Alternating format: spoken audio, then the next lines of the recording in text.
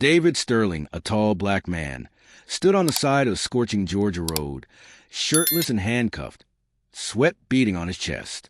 Officer Mike Callahan, arms crossed, wore a smug, contemptuous smile, savory of perceived victory. Yet David remained remarkably calm, his eyes sharp and analytical. He looked directly at Callahan and, in a low, even voice, said, "When you have finished with your pastime, officer, I have something in my coat pocket that I think you might like to see." How did a routine traffic stop devolve into this public humiliation? And what was in that coat that held the power to flip the script, turning the oppressor into the supplicant? The unlikely encounter. 20 minutes earlier, David Sterling, a senior supervisory special agent in charge of the FBI's anti-corruption unit in Atlanta, was enjoying a rare day off. Driving his gunmetal gray Audi A7 down a quiet country road in Clayton County, Georgia, he listened to John Coltrane. The saxophone notes a stark contrast to his world of rules and proof.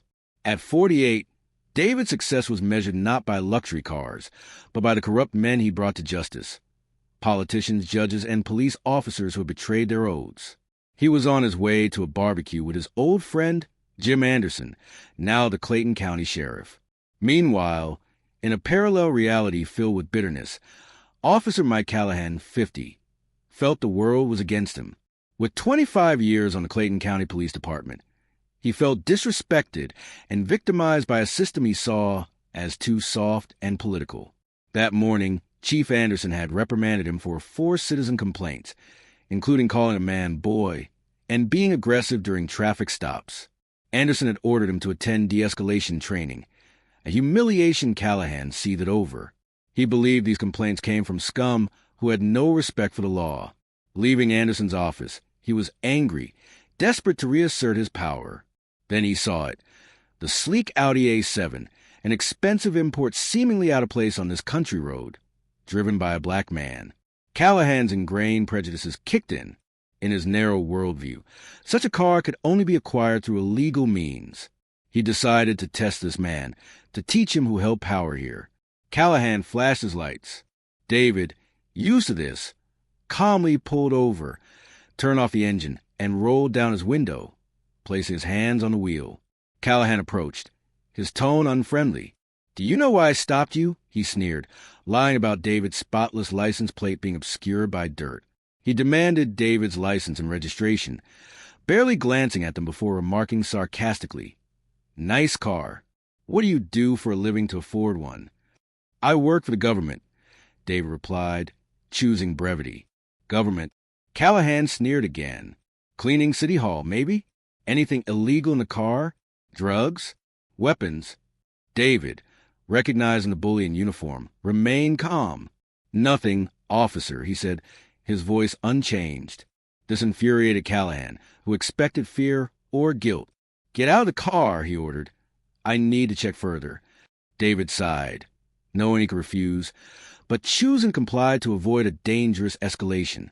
Callahan made him lean against the car, hands on the roof, proclaiming, "I suspect you of concealing contraband." Then came the ultimate humiliation. "Take off your shirt and your undershirt. I want to see." David looked him straight in the eye. "Officer, you have no legal reason for this. This is an illegal request." "I said take it off." Callahan roared, hand on his gun. "Or do you want me to charge you with resisting an officer? I could make your day a lot worse." David had a choice. Use his skills to incapacitate Callahan and create a messy situation, or let the idiot dig his own grave. He chose the latter. With unnatural calm, he slowly removed his sport coat, then his polo shirt, revealing a muscular physique honed by rigorous FBI training. Callahan wasn't satisfied. He yanked David's arms behind his back and cuffed him, claiming officer safety, leaving him shirtless and handcuffed under the Georgia sun, a spectacle for passing cars.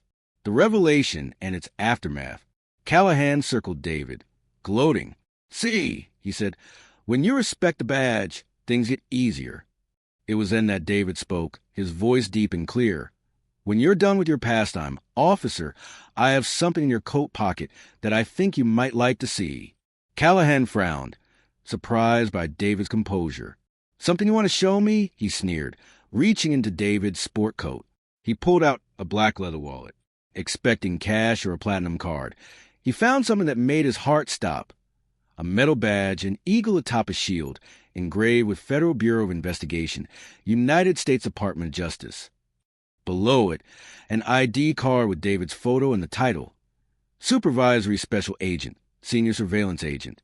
Callahan froze. All color drained from his face, replaced by pure horror.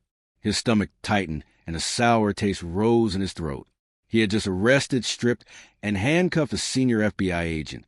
He remembered the rumors about the new FBI corruption unit, the one Chief Anderson had warned them about.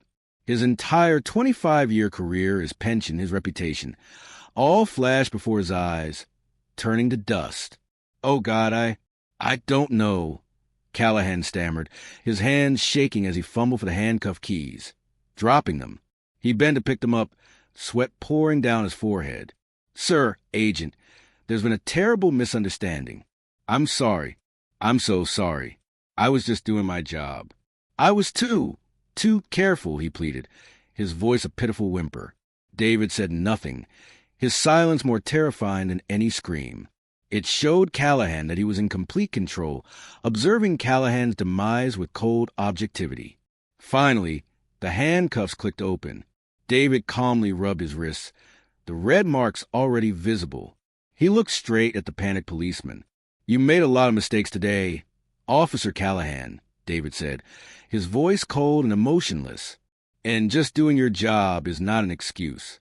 It's an accusation that shows you don't understand what your job is." He walked to his car, slowly putting on his shirt and jacket. Then he took out his phone. Callahan held his breath. "Jim," David said into the phone, his tone familiar. "David Sterling here?" "Yeah, I'm fine."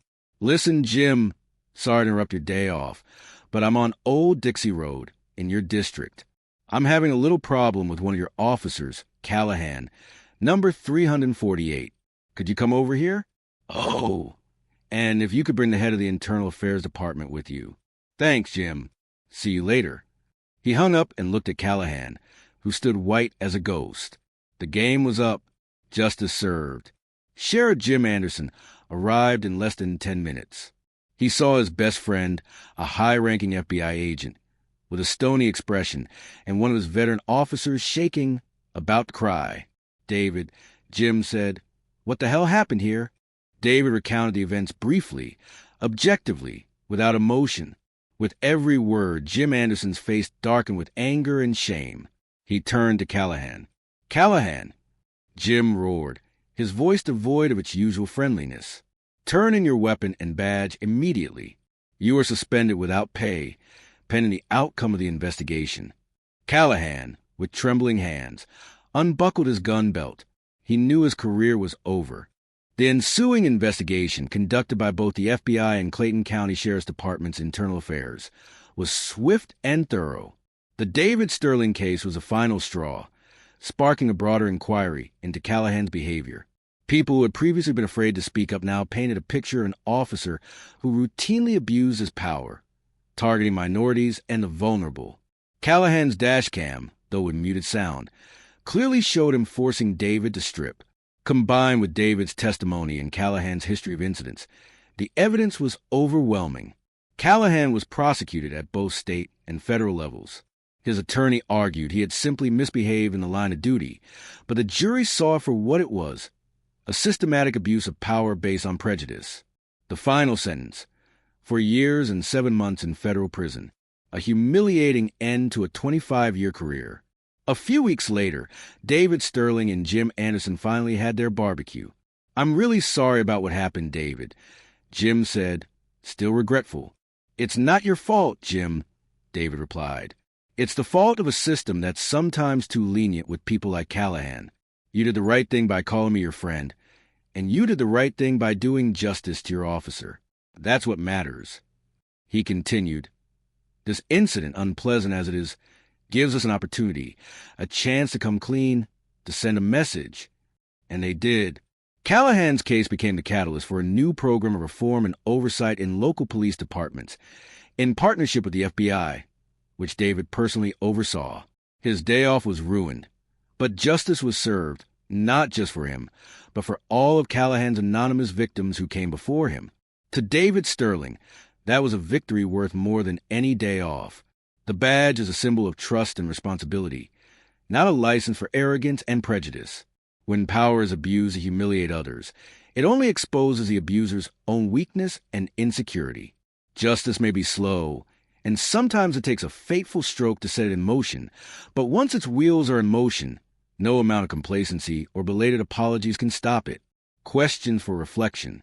Is a 4-year, 7-month prison sentence an appropriate punishment for Officer Callahan?